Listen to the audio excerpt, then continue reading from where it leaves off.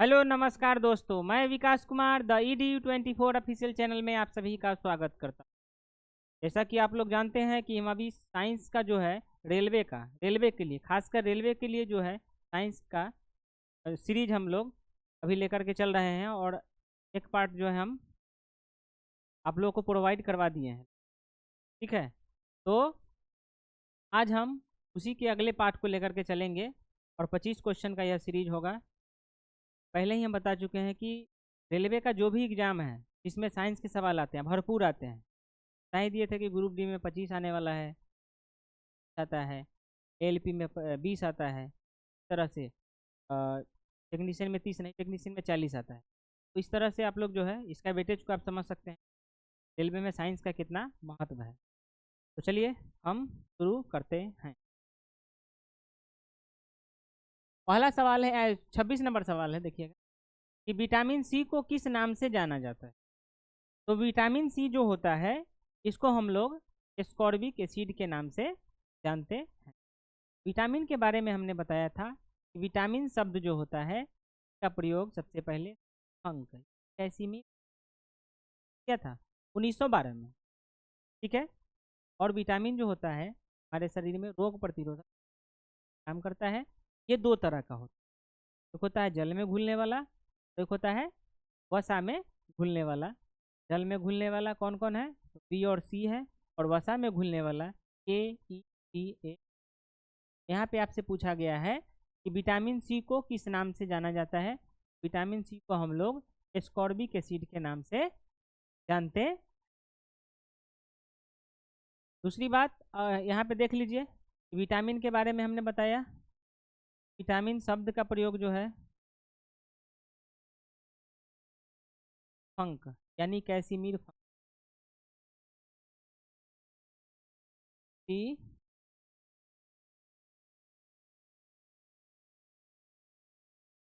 फंक ने किया था कब, तो 12 में। ठीक है, और ये दो तरह का होता है विटामिन। विटामिन कितने तरह के होते हैं, दो तरह के होते हैं। ठीक है, कितने तरह के होते हैं, दो तरह। एक होता है जल में घुलने वाला, ये जल घुलनशील जल, और एक होता है वसा में घुल यानी वसा घुलन।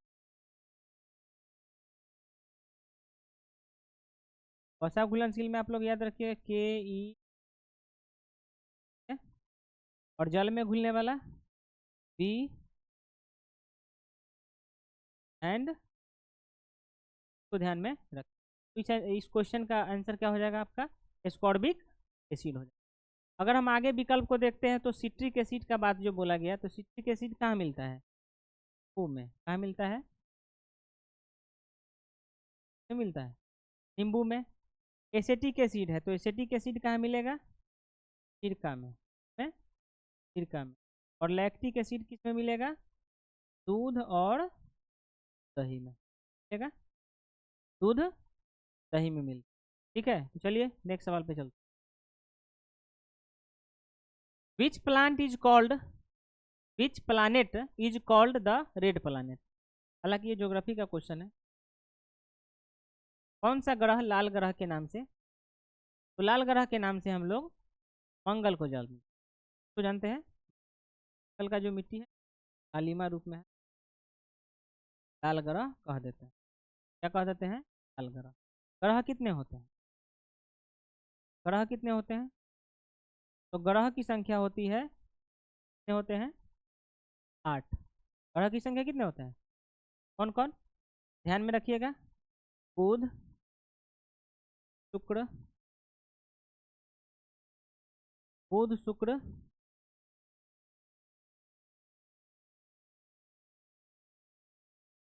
पृथ्वी,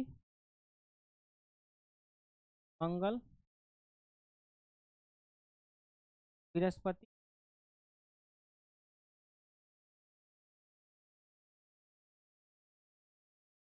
अरुण, वरुण। तो ये जो है ना हमारा जो सौर मंडल है उसमें ग्रहों की संख्या 8 होती है और वो ग्रह जो है का नामकरण हम लोग कर दिए हैं। बुध शुक्र पृथ्वी मंगल बृहस्पति शनि अरुण वरुण। बुध शुक्र पृथ्वी मंगल बृहस्पति शनि अरुण वरुण। और थोड़ा समझ लीजिए, ये जो है ना सूर्य के सबसे पास का है, सूर्य के सबसे पास का है कौन? बुध। ठीक है, ये आपका दूरी के क्रम में आप लोग देख सकते हैं, अगर पूछा जाए तो आप लोग ध्यान में रखिएगा। सबसे नजदीक हो जाएगा बुध और सबसे दूर कौन हो जाएगा? वरुण। इसका नाम है यूरेनस। क्या नाम है? Uranus. Colour change.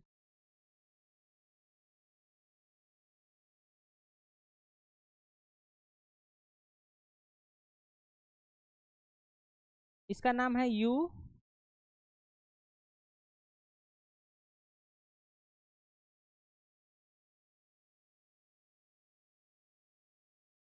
Uranus.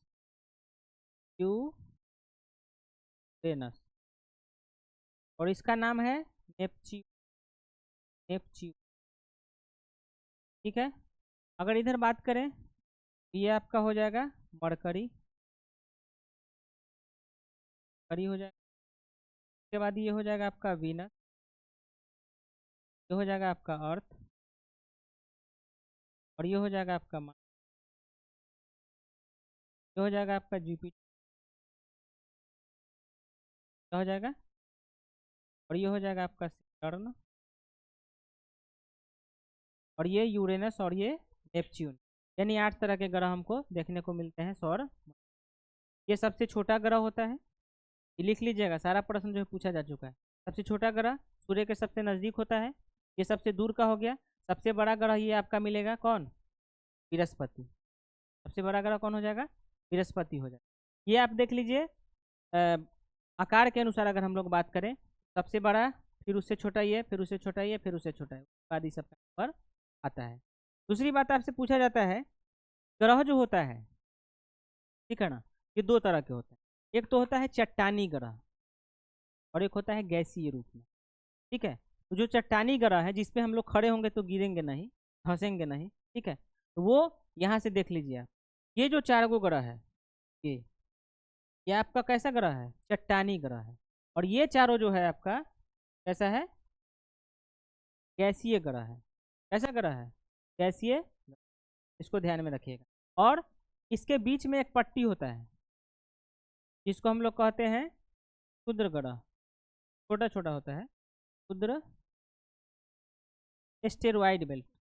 Asteroid, यानी यह पूछा जा चुका है कि क्षुद्र ग्रह जो होते हैं वो किन 2 ग्रहों के बीच में मिलते हैं। तो क्षुद्र ग्रह जो है वो मंगल और बृहस्पति के बीच में मिलते। ग्रह क्या होते हैं? ग्रह में अपना लाइट प्रकाश नहीं होता है। यह सारा, यह ग्रह जो है इसमें लाइट अपना, तारा जो होता है उसमें अपना लाइट प्रकाश। यहाँ पे आपसे पूछा गया था कि कौन सा ग्रह लाल ग्रह है, तो मंगल हो जाएगा। ये सबसे बड़ा हो जाएगा, बता दिए। शुक्र जो है ये आकार में लगभग पृथ्वी के समान है, इसीलिए इसको पृथ्वी का सिस्टर के नाम से, बहन के नाम से जानते हैं शुक्र को। ठीक है, और ये आपका हो जाएगा शनि। तो शनि के पास छल्ला होता है। शनि के पास क्या होता है? छल्ला, रिंग की तरह क्या होता है, ये सब ध्यान में रखिए। फिर नेक्स्ट सवाल पे चलते। अगला है, कवकों के अध्ययन को क्या कहते हैं? The study of fungi is called. तो कवक के अध्ययन को हम लोग कहते हैं माइकोलॉजी। क्या कहते हैं? माइको, क्या बोलते हैं? माइकोलॉजी। ध्यान में रखिएगा। एक होता है शैवाल और एक होता है कवक। ठीक है, इसमें लोगों को जो है ना काफ़ी ज़्यादा कन्फ्यूजन हो जाता है कि इसका अध्ययन कौन है, इसका अध्ययन कौन है। तो इसको हम लोग एक ट्रिक के माध्यम से ध्यान में रखेंगे। ठीक है ना, कि हम यहाँ देखिए, ये फाइकोलॉजी है। क्या है इसका अध्ययन? क्या होता है? फाइकोलॉजी। फाइकोलॉजी। और इसका अध्ययन होता है माइकोलॉजी। क्या होता है? Myco myco mycology. ठीक है, अब नहीं याद रहे तो ये ध्यान में रखिएगा, यहाँ सै है ना और यहाँ फ है, तो सैफ। सैफ अगर याद रखते हैं तो एक याद रखेंगे तो दूसरा तो आपको याद हो जाएगा। सैफ, सैवाल। सै से क्या हो जाएगा? सैवाल। और फ से क्या हो जाएगा, फाइको। ठीक है, तो सैफ याद रखेंगे। यहाँ पे पूछा गया था कि कवकों के अध्ययन को क्या बोलते हैं, तो क्या हो जाएगा, माइकोलॉजी। बैक्टीरियोलॉजी बैक्टीरिया का अध्ययन है, वायरोलॉजी वायरस का अध्ययन है, और जूलॉजी जंतु का अध्ययन करते हैं। चलिए नेक्स्ट सवाल। नेक्स्ट है, which gases cause acid. Acid rain का बात बोला है। रेन क्या होता है, एसिड रेन जो है जहाँ पे औद्योगिक ज़्यादा होता है, इंडस्ट्रियल एरिया जो जहाँ पे ज़्यादा होगा वहाँ पे एसिड रेन ज़्यादा देखने को। जैसे सुनते होंगे कि ताजमहल का जो रंग है वो भद्दा हो रहा है, ताजमहल का रंग जो है वो झर रहा है। क्यों झर रहा है, के आसपास का जो इंडस्ट्रियल एरिया है, औद्योगिक क्षेत्र है, ठीक है ना, तो उद्योग से जो बड़े मात्रा में दो गैसेस हैं, NO2 और SO2, ठीक है ना, डाइऑक्साइड और नाइट्रोजन, ये काफ़ी मात्रा में निकलते हैं। और काफ़ी मात्रा में निकलते हैं तो ये वातावरण में जाएंगे, वातावरण में जाएंगे तो ये जल से रिएक्ट करते हैं, क्रिया करते हैं, और क्या बना लेते हैं, एसिड। क्या बना लेते हैं, एसिड। इसको समझने का प्रयास कीजिएगा आप लोग। जैसे ये हो गया आपका SO2, ठीक है ना, अगर इसमें जल मिल जाए, क्या मिल जाए, जल। और एक होता है NO2, इसमें अगर जल मिल जाए ये आपको बना लेगा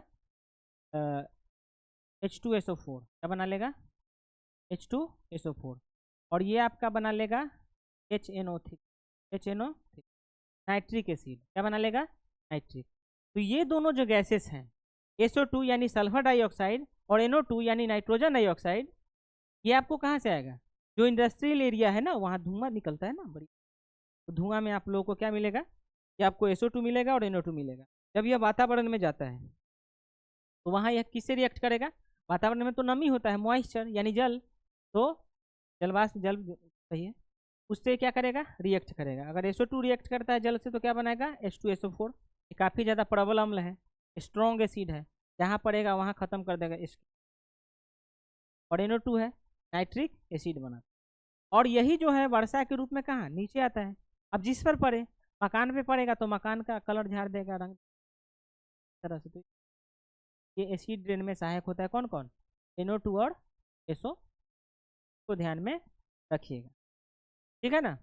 चलिए, और वही ताजमहल ये सब का रंग भद्दा क्यों हो रहा है, तो वही एसिड रेन की वजह से।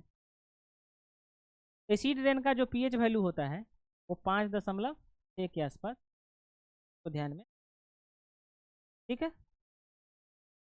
चलिए नेक्स्ट सवाल पे चलते हैं।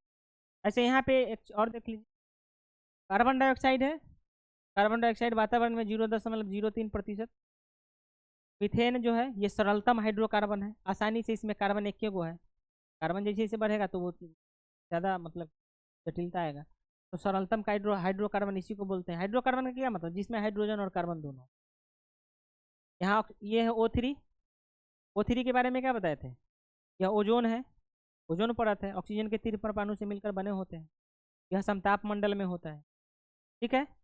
यह पराबैंगनी किरण से हम लोगों को सुरक्षित रखता है, बचाता है, ठीक है। और इसको हानि कौन पहुंचा रहा है, तो CFC क्लोरोफ्लोरोकार्बन, है ना।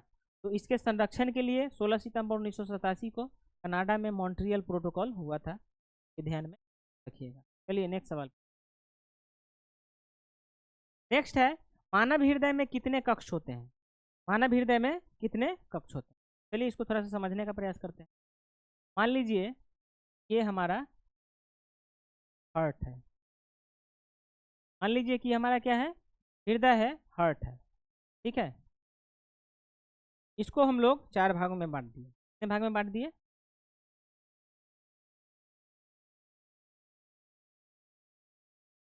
4 भागों में, ठीक है। तो सबसे पहले तो आपसे पूछा गया कि यहाँ मानव हृदय में कितने कक्ष होते हैं, तो आंसर क्या हो जाएगा इसका, 4। कितना हो जाएगा, थोड़ा सा और समझने का प्रयास करते हैं। आ, पता होना चाहिए कि हृदय में जो ब्लड है वो हृदय से 2 बार गुजरता है, कितना बार गुजरता है, 2 बार, ठीक है।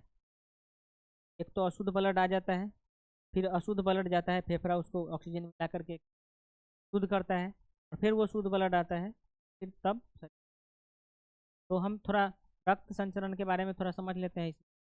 रक्त, ये आपका फेफड़ा हो गया, क्या हो गया, सबसे पहले तो इसका नामक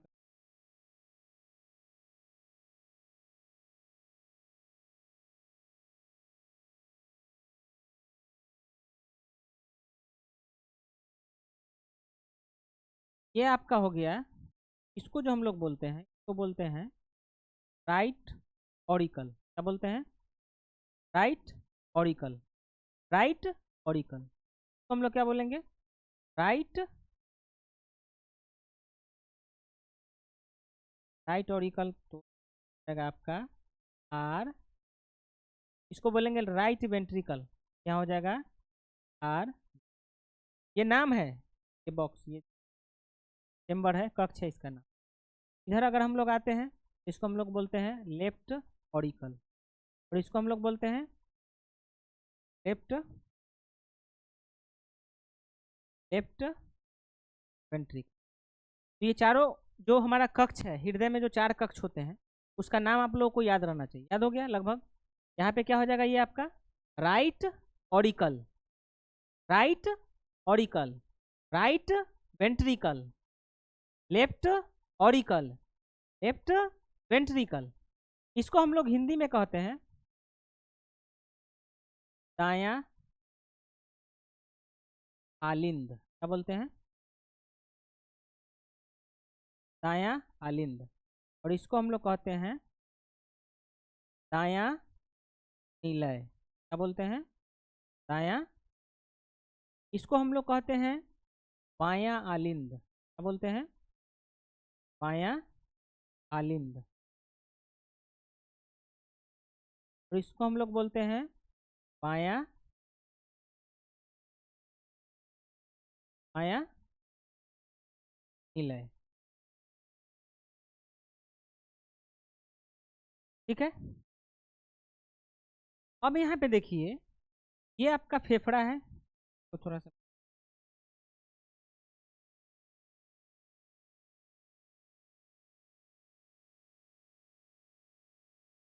और ये आपका शरीर हो। ब्लड सर्कुलेशन कैसे होता है शरीर में, हृदय में, उसको हम लोग जो है समझने का प्रयास कर रहे हैं। ये काफ़ी ज़्यादा उलझाऊ लगता है, लेकिन आज जो है आप लोगों को लगभग क्लियर होने ही वाला है कि इस किधर से कैसे ब्लड जाता है, कैसे आता है। ठीक है ना? ये आप लोग पहले यहाँ पे आज समझ लेंगे। ठीक है। अब यहाँ देखिए कि शरीर से जो ब्लड लेकर के जा रहा है, जो नली, ठीक है, वो आ रहा है इसमें। ऐसे ही ये ब्लड जा रहा है। ये ब्लड आ गया आपका कहाँ पे? अब चूंकि शरीर से जा रहा है, तो शरीर से जब ब्लड घूम के जा रहा है, इसमें कार्बन डाइऑक्साइड की मात्रा ज़्यादा होगा, यानी ब्लड अशुद्ध होगा। देखिए, शरीर से इस नली के माध्यम से, इसको हम लोग महाशिरा के नाम से जानते हैं। ठीक है ना? वेना कावा, अंग्रेजी में वेना कावा के नाम से। तो ये जो शरीर से जो नली ब्लड को लेकर के जा रहा है, वो कहाँ जा रहा है? ये जा रहा है आपका दायां आलिंद में। कहाँ जा रहा है? दायां आलिंद में जा रहा है। ठीक है। और ये अशुद्ध है, मतलब इसमें CO2 की मात्रा काफी ज्यादा है। अब जैसे ही इसमें आएगा, तो यहाँ पे एक वाल्व होता है, यहाँ पे एक वाल्व होता है। इस वाल्व का नाम है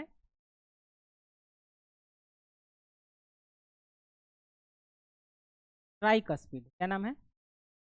ट्राई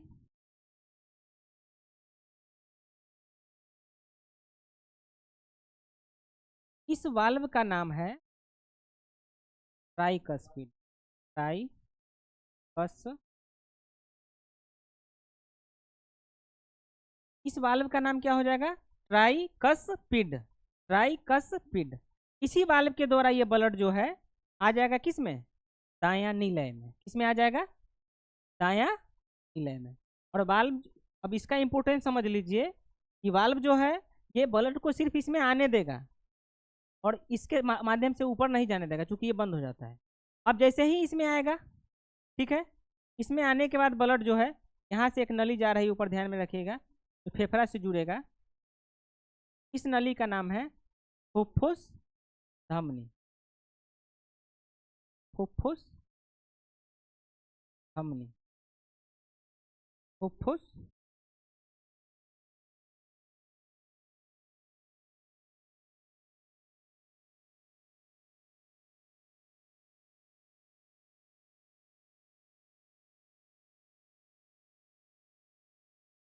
फुफ्फुस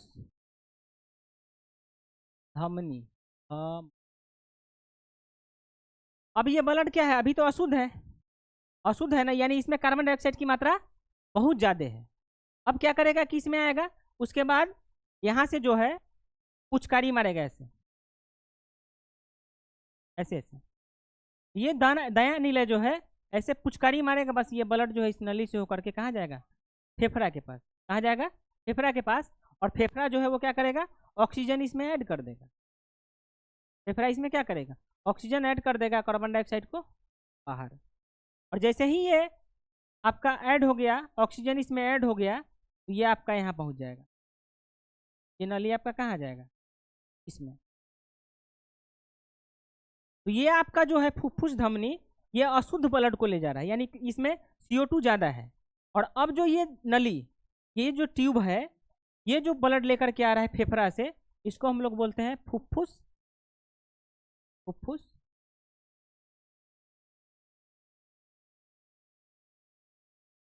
फुफ्फुस अंग्रेजी में इसको हम लोग बोलते हैं पल्मोनरी आर्टेरी, और इसको बोलते हैं pulmonary vein. Pulmonary artery, pulmonary vein. अब यहाँ पे ब्लड जो है कहाँ पहुँचा, बायां आलिंद में पहुँचा। कहाँ पहुँचा, बायां आलिंद में। और बायां आलिंद में भी जैसे यहाँ पे ट्राइकस्पिड एक वाल्व था ना, तो बायां आलिंद में जो है इसमें बायां आलिंद में बाइकस्पिड नाम का एक आपका क्या मिलेगा, वाल्व। वाल्व, ठीक है ना। इसी वाल्व से ये ब्लड जो है फिर इससे होकर के इसमें आएगा, ठीक है, यानी नीचे आ जाएगा ये बायां नीले में। और यहाँ से एक नली जो है आपको देखने को मिलेगा, ठीक है,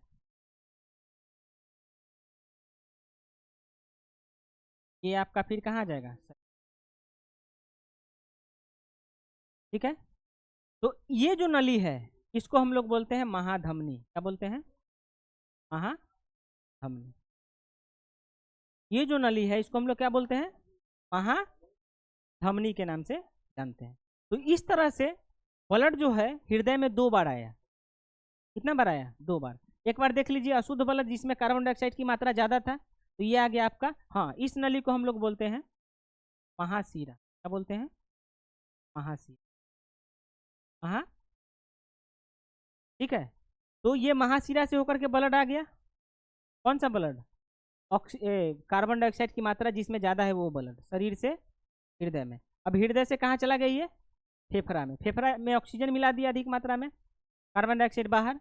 अब ये हो गया शुद्ध, ये आ गया आपका कहाँ देख लीजिए, फिर आ जाएगा इसमें बायां आलिंद में। बायां आलिंद में एक वाल्व है जिसका नाम है, ये हम लिख में नहीं किया, देखिए इसका नाम है बाइकस्पिड। क्या नाम है, बाइकस। इसका एक और नाम है माइट्रल, माइट्रल वाल्व, ठीक है ना। बाइकस्पिड या माइट्रल वाल्व के नाम से हम लोग इसको जानते हैं।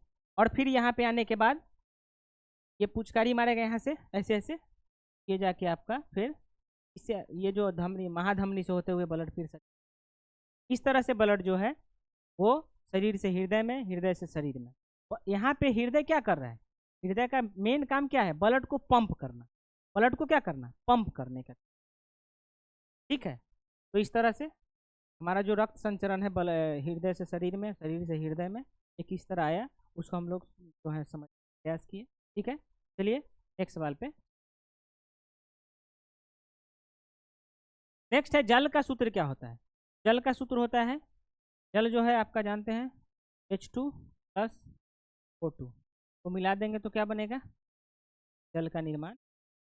का निर्माण होगा, जल का निर्माण होगा। क्या आपका हो जाएगा, क्या हो जाएगा, H2। चलिए नेक्स्ट है कि विद्युत धारा को किसमें मापा जाता है। तो विद्युत धारा को मापने के लिए हम लोग किसका प्रयोग करते हैं, एमीटर का प्रयोग करते हैं। विद्युत धारा को मापने के लिए किसका प्रयोग करते हैं, एमीटर को।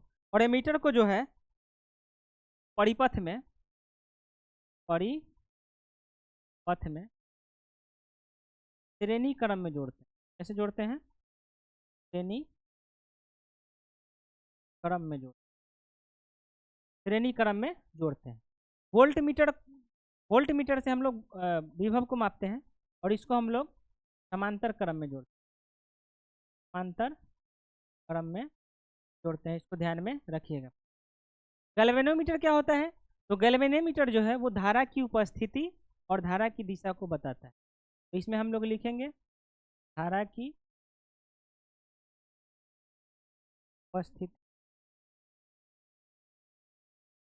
उपस्थिति प्लस दिशा को बताता है, दिशा को बताता है। बैरोमीटर के बारे में क्या है? तो बैरोमीटर जो होता है वो वायुमंडलीय दाब, वायुमंडलीय दाब को मापता है, वायुमंडलीय दाब को मापता है बैरोमीटर। चलिए नेक्स्ट सवाल पे चलते। नेक्स्ट है मानव शरीर में इंसुलिन किस अंग द्वारा उत्पन्न होता है? Which organ produces insulin in the human? मानव शरीर में जो है इंसुलिन, इंसुलिन का जो काम है वो हमारे ब्लड में जो रक्त शर्करा होता है, रक्त शर्करा, ठीक है ना, ग्लूकोज, उसके मात्रा को नियंत्रित करने का काम कौन करता है? कौन करता है? यही इंसुलिन। और इसकी कमी से क्या हो जाता है?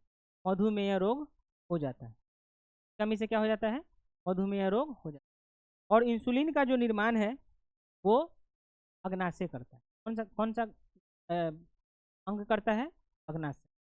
तो अग्नाशय में हम लगाएंगे, यहाँ पे देख सकते हैं मानव शरीर में इंसुलिन किस अंग द्वारा उत्पन्न होता है? तो अग्नाशय के द्वारा उत्पन्न होता है। अग्नाशय में कहाँ से होता है? तो ये समझने का आप लोग प्रयास करें। यहाँ पे देखिए अग्नाशय में बीटा कोशिका, अग्नाशय में बीटा कोशिका से, अग्नाशय में बीटा कोशिका से इंसुलिन का स्राव होता है। स्राव क्या करता है ये? इंसुलिन का क्या काम है? तो इसमें तो एक धातु होता है, आप ध्यान में रखिएगा, जिंक। कौन सा धातु होता है? जिंक एक धातु होता है। और इसका काम देख लीजिए, काम क्या करता है? तो रक्त में, रक्त यानी ब्लड, रक्त में शर्करा, शर्करा यानी ग्लूकोज, शर्करा यानी ग्लूकोज कुछ ग्लूकोज की मात्रा को नियंत्रित नियंत्रित करता, ठीक है, नियंत्रित करता है। यह मिक्स ग्लैंड है। हमारे शरीर में जो ग्रंथि होता है वो 3 तरह के होते हैं, मेनली 2 तरह के होते हैं, लेकिन एगो मिक्स है। जैसे कि एक हो जाएगा आपका इंडोक्राइन, अंतःस्रावी, एक हो जाएगा एक्जोक्राइन, बाह्यस्रावी, और एक मिक्स होता है। तो इसका गिनती जो होता है वो मिक्स में होता है। ग्रंथि का मतलब क्या है? जिससे कुछ पदार्थ निकलता है, जिससे कुछ पदार्थ निकलता है। तो इससे निकल रहा है ना, इंसुलिन निकल रहा है। ये इंसुलिन आपका हार्मोन हो गया, क्या हो गया? हार्मोन हो गया। और इससे एंजाइम भी निकलते हैं, लाइपेज है, एमाइलेज है, ट्रिप्सिन है। ये मिक्स हो गया, दोनों तरह का निकल रहा है, एंजाइम भी निकल रहा है। और किडनी की बात करें तो किडनी के बारे में बताएं। शरीर में 2 गो होता है किडनी। यह किडनी जो है ब्लड को शुद्ध करने का काम करता है, छान के शुद्ध करने का काम। ये छोटे छोटे नेफ्रॉन से मिलकर बने होते हैं। नेफ्रॉन में हमने बताया था कि जो प्याली नुमा संरचना है, प्याली नुमा संरचना है, उसको हम लोग वुमेन संपुट यानी वोमेन कैप्सूल के नाम से जानते हैं। उसके ऊपर जो गोला गोला गोला गोला गोला टाइप का जो आकृति था उसको हम लोग ग्लोमेरुलस कहे थे। उसके बाद जो नली चालू हुआ था, जैसे हम लोगों ने देखा था, ये प्याली नुमा संरचना है। क्या है? प्याली नुमा संरचना है। इसके ऊपर जो है ये आकृति को हम लोगों ने क्या बोला था? Glow glomerulus. ये आकृति को हम लोगों ने बोला था वीमेन कैप्सूल। क्या बोला था? कैप्सूल। और यहाँ से एक नली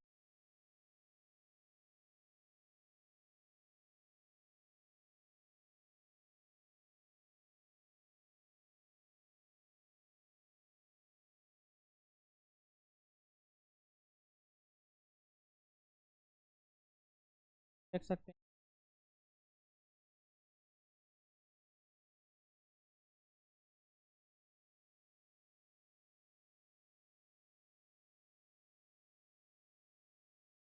ये जाके कहाँ चला जाएगा, ग्राहक नली में चला जाएगा। तो इस तरह की आकृति हम बताए थे कि इस तरह के जो छोटे छोटे नेफ्रॉन होते हैं उससे मिलकर किडनी का निर्माण होता है। इसको हम लोग पीसीटी बोले थे, प्रोक्सिमल कॉन्वोल्यूटेड ट्यूब्यूल बोले थे। इसको हम लोग हेलने चाप बोले थे। इसको हम लोग डीसीटी बोले थे, डिस्टल कॉन्वोल्यूटेड ट्यूब्यूल बोले थे। इसको इसको हम लोग एक्सेप्टर बोले थे, संग्राहक नली बोले थे। ये आपका हो जाएगा प्यालीनुमा संरचना। पूछा जाएगा कि नेफ्रॉन का आकृति कैसा होता है, तो प्यालीनुमा, प्यालीनुमा तो ध्यान में रखिएगा। यकृत जो होता है ये बहुत ज़्यादा काम करता है, ठीक है ना। ये एल्कोहल से प्रभावित ज़्यादा होता है, शराब पीने वाले। हेपेटिक कोशिका का बना होता है, इसीलिए इसको बोलते हैं हिपैटोलॉजी। यकृत के अध्ययन को क्या बोलते हैं, हिपैटोलॉजी के नाम। ये नेफ्रॉन का बना होता है, इसीलिए इसको हम लोग नेफ्रोलॉजी के नाम से जानते हैं। यानी किडनी के अध्ययन को क्या बोल देंगे, नेफ्रोलॉजी। ये एड्रिनल ग्लैंड होता है, किडनी के ऊपर होता है। तो इसे हम लोग फाइट एंड फ्लाइट हार्मोन जो निकलता है, इससे फाइट एंड फ्लाइट हार्मोन, करो उरो हार्मोन, भागो। चलिए नेक्स्ट सवाल पे, इसका आंसर हो जाएगा आपका पैंक्रियास। नेक्स्ट है कि which force keeps the planets in orbit around the sun. ग्रहों को सूर्य के चारों ओर कक्षा में कौन बल बांध के रखता है। तो जानते हैं कि ब्रह्मांड में किन्हीं दो पिंडों के बीच जो बल लगता है उसको हम लोग गुरुत्वाकर्षण फोर्स के नाम जानते हैं। तो गुरुत्वाकर्षण फोर्स जो है वो एक दूसरे को क्या किया हुआ है, तान के रखे हुए हैं। सबसे मजबूत बल जो होता है वो नाभिकीय बल है, सबसे मजबूत बल, उसे मजबूत बल क्या हो जाएगा, नाभिकीय बल हो जाएगा। सबसे कमजोर गुरुत्वाकर्षण है, गुरुत्व। चलिए नेक्स्ट सवाल पे। नेक्स्ट है किसी तत्व का वह सबसे छोटा कण जो उसके रासायनिक गुण को रखता है। ठीक है, अब कोई भी पदार्थ है वो परमाणु से मिलकर बने होते हैं, है ना। और वो तभी तक होगा जब तक मान लीजिए कि उसमें उसका गुण है। को टुकड़ा को इतना छोटा कर दीजिए कि उसका गुण नहीं पता, वो फिर परमाणु अणु होना चाहिए, उसमें उसका गुण रहना चाहिए। वही बात इसमें कि किसी तत्व का वह सबसे छोटा कण जो उसके रासायनिक गुण को रखता है। ठीक है, तो वो क्या कहलाएगा, आपका एटम कहलाएगा। क्या कहलाएगा, एटम, परमाणु। ठीक है, प्रोटॉन है, इलेक्ट्रॉन, प्रोटॉन है, तो ये आपका परमाणु का जो प्रोटॉन है ना, पॉजिटिव चार्ज होता है, इस पर नेगेटिव। चलिए, ये यौगिक का सबसे, ठीक है, परमाणु पदार्थ का सबसे छोटा भाग या तत्व का सबसे छोटा भाग होता है, और यह यौगिक का सबसे छोटा। ठीक है, चलिए नेक्स्ट सवाल पे चलते। नेक्स्ट है कि Minimata disease is caused by pollution of. Minimata रोग किसके प्रदूषण से होता है। तो याद रखिएगा, हम दो शब्द अभी बोल रहे हैं, इटाई कैडमियम पारामिनीमाटा। ये सेम याद रखिएगा, इटाई कैडमियम पारामिनीमाटा, इटाई कैडमियम पारामिनीमाटा। तो आपको दोनों डिजीज का नाम याद हो जाएगा। यहाँ देख लीजिए, itai cadmium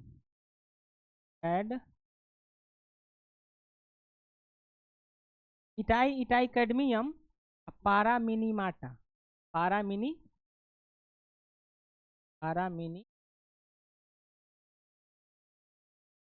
itai cadmium पारामिनीमाटा।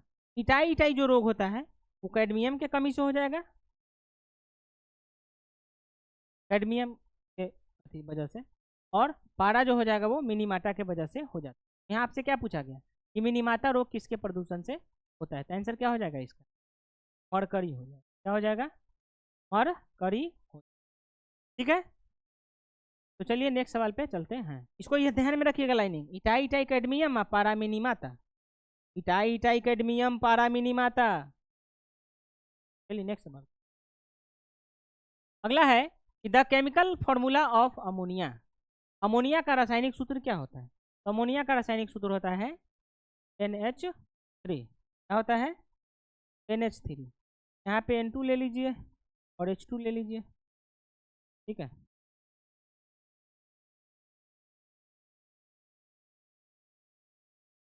N2 ले लीजिए, H2 ले लीजिए, तो क्या बन जाएगा? H3 NH3। बैलेंस कर सकते हैं। यहाँ पे हाइड्रोजन का गो है,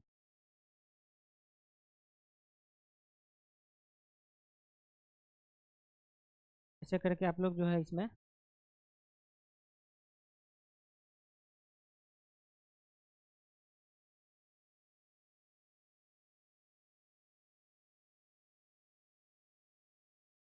देख लीजिए, नाइट्रोजन हो गया 2 दूनी 4 गो, ठीक है। यहाँ भी देख लीजिए, नाइट्रोजन का गो 4 गो।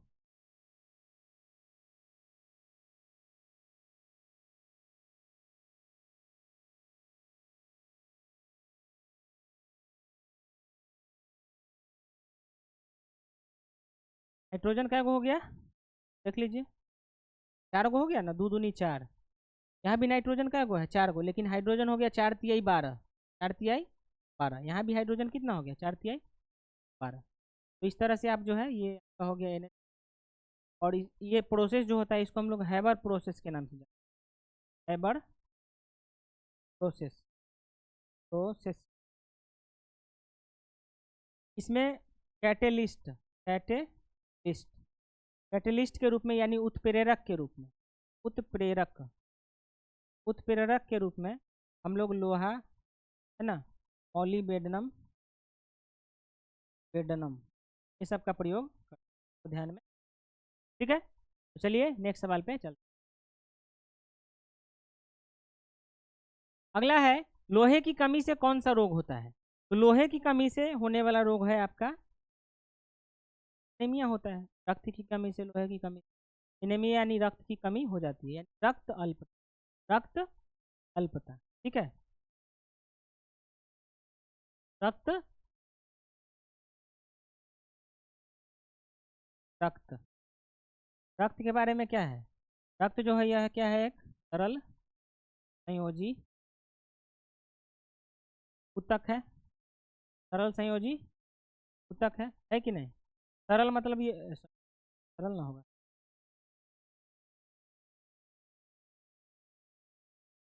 आपका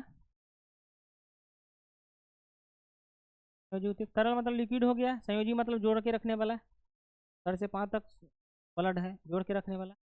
और ऊतक आपका हो जाए, ऊतक मतलब बहुत सारी कोशिकाओं से मिलकर बनता है। पीएच मान 7.4 होता है, 6 लीटर होता है, ठीक है। ठीक, अभी लोहे की कमी कर रहा है, तो रक्त में क्या कौन सा धातु होता है? लोहा होता है। कौन सा धातु होता है? लोहा, Fe, तो ध्यान में रखिएगा, ठीक है। उसके बाद जो है यहाँ पे सूखा रोग का बात किया, रिकेट्स, तो ये आपका हो जाता है विटामिन डी के कमी, किसके कमी से? डी के कमी से, किसके कमी से? डी के कमी। स्कर्वी है, ये आपका हो जाएगा विटामिन सी, हो जाएगा विटामिन सी की कमी से कौन सा रोग हो जाएगा? घेघा रोग है, तो के कमी से, आयोडीन के कमी, दीन के, ठीक है। ओके, चलिए नेक्स्ट सवाल पे चलते हैं। नेक्स्ट है कि in which process does a plant produce food? पौधे, पौधा किस प्रक्रिया से भोजन बनाता है? पौधा किस प्रक्रिया से भोजन बनाता है? पौधा जो भोजन बनाता है उस प्रक्रिया है फोटोसिंथेसिस, यानी प्रकाश संश्लेषण। प्रकाश संश्लेषण का समीकरण देख लेते हैं। 6CO2 प्लस 12H2O, है कि नहीं? सूर्य प्रकाश, क्लोरोफिल, क्लोरोफिल, क्या बनेगा? 6, 12 को 6 प्लस O2 प्लस H2, ये आपका मुख्य उत्पाद हो गया, मुख्य उत्पाद। एन प्रोडक्ट, और ये आपका हो गया दोनों बाई प्रोडक्ट, बाई प्रोडक्ट यानी सह उत्पाद, सह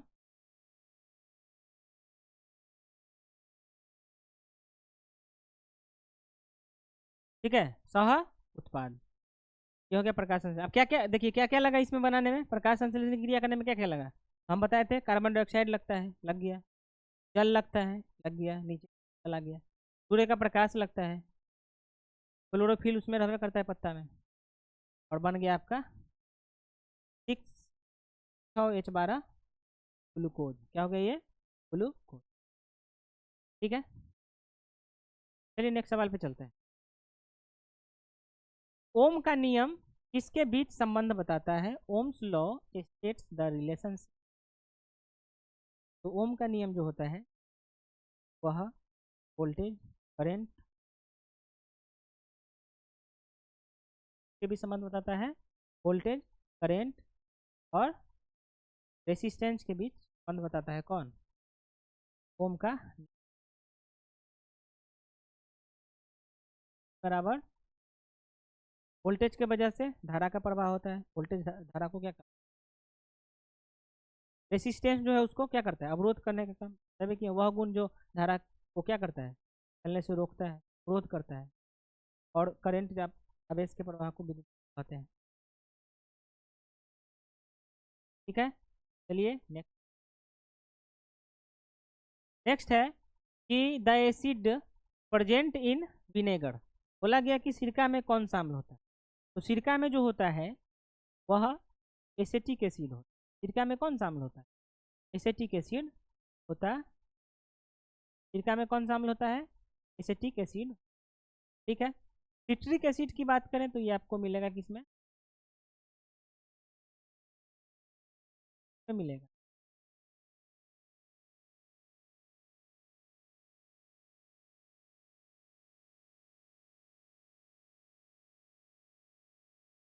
नींबू में मिलेगा, एसिटिक मिल गया सिरका में। टार्टरिक किस में मिलेगा, इमली में मिलेगा। ठीक, और ऑक्जेलिक मिलता है आपका पालक में। पालक में, टमाटर में क्या मिलता है, ऑक्जेलिक अम्ल। क्या, ठीक है, चलिए नेक्स्ट सवाल। नेक्स्ट है कि हड्डियां किस खनिज से बनी होती है। Bones are made of which mineral. हड्डी जो होता है वो कैल्शियम और फास्फोरस बनता है। हड्डी किससे बनता है, कैल्शियम और फास्फोरस। इसमें आप देख सकते हैं फास्फोरस नहीं है, मुख्य रूप से यहाँ पे कैल्शियम दिया गया है। आप कैल्शियम में टिक लगा सकते हैं। ठीक है, क्या हो जाएगा, Na का हो जाएगा, संकेत सिंबल बता रहे हैं, क्या हो जाएगा, Fe का हो जाएगा। ये ध्यान में रखिएगा। ठीक है, सोडियम के बारे में पता ही है। सोडियम का जो लौह होता है, सोडियम जब जलता है, सोडियम जब जलता है तो पीला लौह देता है। कैसा लौह देता है, पीला लौह। ये ध्यान में रखिएगा, जलने पर कैसा लौह, जलने पर पीला, कैसा लौह, पीला लौह देता है।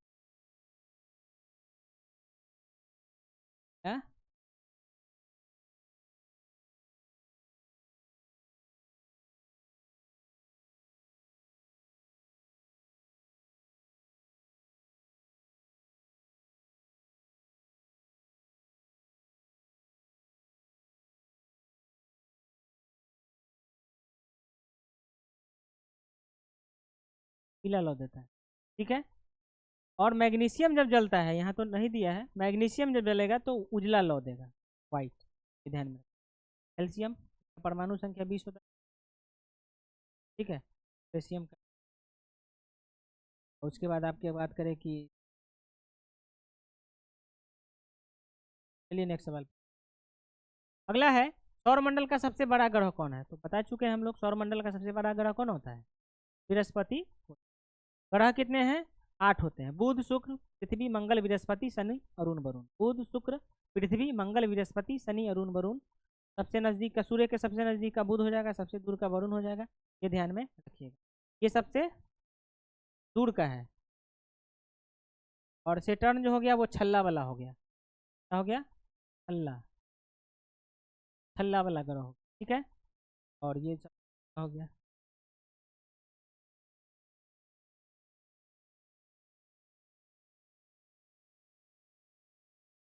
Which part of the body is affected in hepatitis? Hepatitis, तो हेपेटाइटिस जो है वो लीवर को प्रभावित करता है।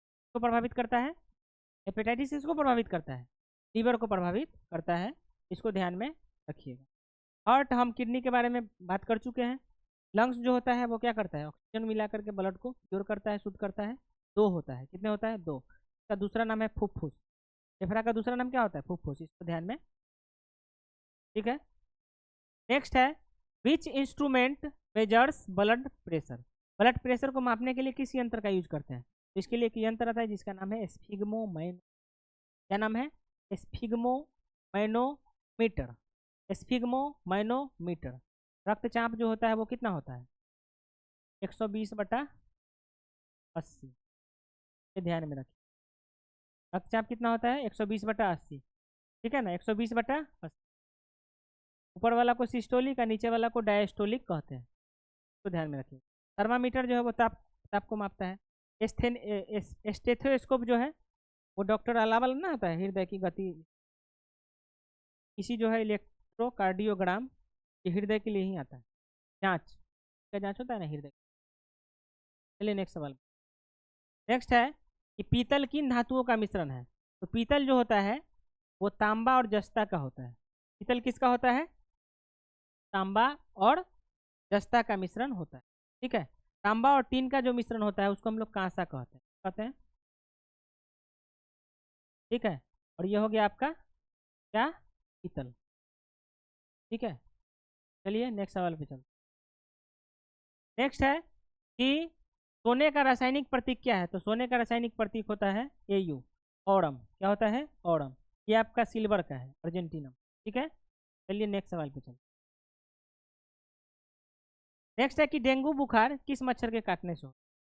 तो डेंगू बुखार जो होता है वो मादा एडीज, मादा एडीज मच्छर के काटने से होता है डेंगू। मादा एडीज मच्छर के काटने से होता है डेंगू। एनोफिलिस की बात करें तो मादा एनोफिलिस के काटने से होता है मलेरिया। मादा एनोफिलिस के काटने से क्या होता है? मलेरिया होता है, तो ध्यान में रखिए। नेक्स्ट है कि which gas is filled in electric bulbs? बिजली के बल्ब में कौन सी गैस भरी जाती है? तो इसको ध्यान में रखिएगा, आर्गन।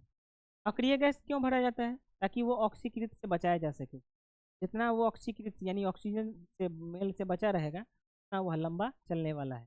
चलिए आर्गन अक्रिय गैस, तो इसको, ठीक है। चलिए नेक्स्ट सवाल। मलेरिया किसके कारण होता है? तो मलेरिया अभी बताएं। मलेरिया जो होता है वो मादा एनोफिलीज मच्छर के काटने से होता है। और वो क्या करता है? वो क्या करती है? मादा जो होता है वो प्लाज्मोडियम नाम के प्रोटोजोआ का वेक्टर होता है, ठीक है। कौन सा? मलेरिया आ जाता है, ठीक है। जीवाणु से आप लोग, टीबी जो होता है वो जीवाणु से होता है, हैजा टाइफाइड ये सब वायरस से, कोविड हो गया, ठीक है ना, पोलियो हो गया, हेपेटाइटिस हो गया, ऐसे बाल्ड ने कवक से होता है। नेक्स्ट है कि बल की ऐसा मात्रक क्या है? तो बल का ऐसा मात्रक होता है न्यूटन। क्या होता है? न्यूटन। बल का ऐसा मात्रक न्यूटन। और ये किसका होता है? शक्ति का ऐसा मात्रक क्या होता है? वाट। दाब का ऐसा मात्रक पास्कल। और जूल क्या होता है? कार्य, ऊर्जा, ऊष्मा, ये सब ध्यान में रखिएगा। इसके बारे में हम बात कर चुके हैं, ठीक है। नेक्स्ट सवाल पे चलते। Stainless steel is an alloy of iron, chromium and. बोला गया कि स्टेनलेस स्टील जो है वो आयरन, क्रोमियम और किसका मिश्रण है? आयरन, क्रोमियम और निकेल का। आयरन, क्रोमियम और निकेल का होता है कौन? स्टेनलेस स्टील, को ध्यान में रखिएगा। देखिए मानव द्वारा यूज किया जाने वाला पहला जो धातु था उसका नाम था तांबा, ठीक है। चलिए नेक्स्ट सवाल पे चलते। नेक्स्ट है which is the longest bone in the human body? देखिए मानव शरीर में सबसे लंबा बोन जो होता है वो फीमर होता है, जांघ का। इसका जांघ में जो हड्डी होता है फीमर, वो सबसे लंबा होता है। तो इसको हम लोग ध्यान में रखेंगे। क्या कौन सा हो जाएगा? फीमर। टिबिया की अगर बात करें तो टिबिया भी हमको पैर में मिलता है। टिबिया हड्डी कहाँ मिलता है? पैर में मिलता है, ठीक है। ह्यूमरस और रेडियस। ह्यूमरस ये है, ये जो है ना आपका यहाँ से लेके यहाँ तक, ये ह्यूमरस है। और यहाँ इस आपको रेडियस और अल्ना मिलेगा, दो हड्डी यहाँ पे मिलता है ना लंबा वाला, रेडियस और अल्ना, ये आपका ह्यूमरस। तो ध्यान में आप लोग रखेंगे। चलिए नेक्स्ट सवाल पे। नेक्स्ट सवाल है कि लाफिंग गैस किसको बोलते हैं? हंसाने वाला गैस। तो हंसाने वाला गैस जो है वो नाइट्रस ऑक्साइड को, किसको बोलते हैं? नाइट्रस ऑक्साइड को बोलते हैं। NH3 के बारे में बात हो गया। हाइबर प्रोसेस के द्वारा इसका निर्माण होता है। इसमें जो है लोहा और मॉलिब्डेनम का यूज किया जाता है कैटलिस्ट के रूप में। और ये आपका जो है वो हानिकारक गैस होता है जो उद्योग धंधा से निकलता है, ये ऊपर जाके इसी देने का काम, ठीक है। चलिए नेक्स्ट सवाल पे चलते। नेक्स्ट है कि मायोपिया को ठीक करने के लिए किस लेंस का उपयोग किया जाता है? मायोपिया का मतलब हो गया निकट दृष्टि दोष। निकट दृष्टि दोष। तो निकट दृष्टि दोष के लिए हम लोग किसका यूज करते हैं? अवतल लेंस का यूज करते हैं। क्या यूज करते हैं? अवतल लेंस का यूज करते हैं निकट दृष्टि दोष के लिए। दूर दृष्टि दोष के लिए हम लोग किसका यूज करते हैं? देखिए अंग्रेजी में निकट दृष्टि दोष को मायोपिया कहते हैं और दूर दृष्टि दोष को हाइपरमेट्रोपिया कहते हैं। क्या कहते हैं? हाइपरमेट्रोपिया के नाम से जानते हैं। तो उसका निर्माण जो है दूर दृष्टि दोष के लिए उत्तल, निकट दृष्टि दोष के लिए अवतल, ठीक है ना। और बाइफोकल किस में आता है? जरा दृष्टि दोष होता है ना, उसमें बाइफोकल, ठीक है।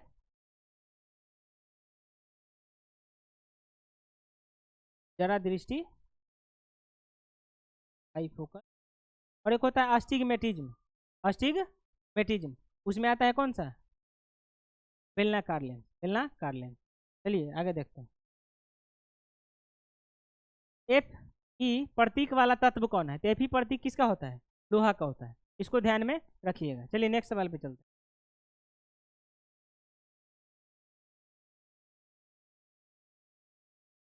ओ समान, सॉरी 50 तक ही करवाना था, 50 तक ही ये बढ़ गए हैं। इसको हम लोग आगे देखेंगे, ठीक है ना। कहाँ तक करवाना था हमको?